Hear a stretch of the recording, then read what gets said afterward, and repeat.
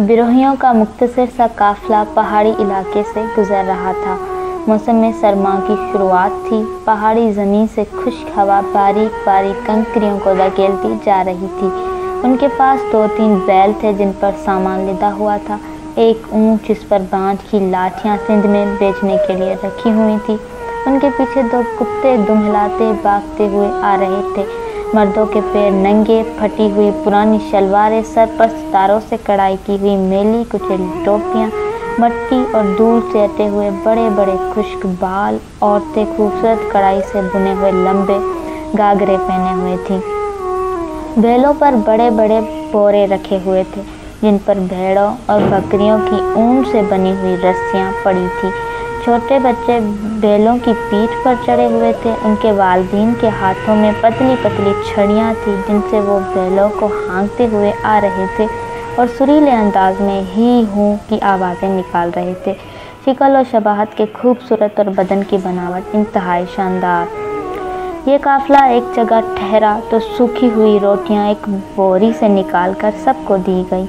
दूसरे बोरे में से खुश्क लस्सी के सफ़ेद टुकड़े निकालकर पानी के प्याले में डालकर दिए गए और फिर सब ने उनमें से 2-3 घोंट पिए। नन्ही 9 साल की पीरानी ने खुश होते हुए कहा, सिंध में ये चीज़ें बहुत सारी और अच्छी अच्छी होती हैं। पीरानी के सामने मीठी मीठी चीज़ों की ख्याली कतारें घूमने लगी।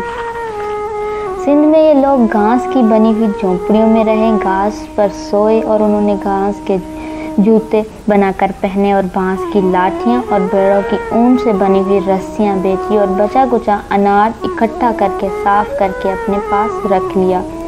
सर्दियाँ गुजर गईं और वापसी का प्रोग्राम बन गया, मगर बच्चों को चीज़ें नहीं मिली। जाने से कबल पीरानी के बाप ने बीवी के चेहरे को अजीब निगाहों से घूरा। उसके जहन में अपनी मजबूरी, बेबसी और मुफलिसी का गम गर्दिश कर रहा था।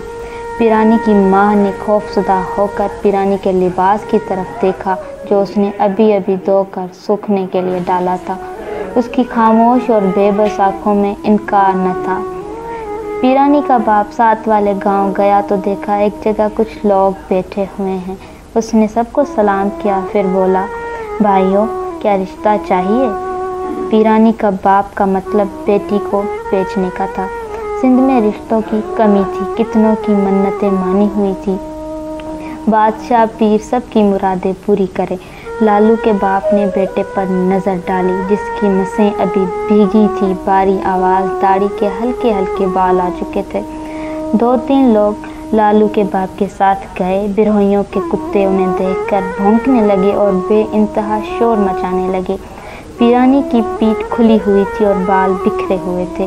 वो भागती हुई आई और माँ के दामन से चिमट गई। लालू के बाप ने उसकी खुली हुई पीठ को हाथ लगाया तो पीरानी के बाप ने फौरन कहा, दुबली नहीं है। वापसी पर कुत्ते गांव के बाहर वाले रास्ते तक भौंकते और दौड़ते हुए आए। ज़बान बाहर निकालकर दुम हिलाने लगी और फिर उधर उधर हो गए। उन्होंने अपना फ़र्ज इस तरह पूरा किया। गांव के बाहर मुबलिक 60 रुपए में सौदा तय हुआ। बिरोहियों ने उसी दिन अपना बोरिया बिस्तर बांधा और बैलों पर ला दिया।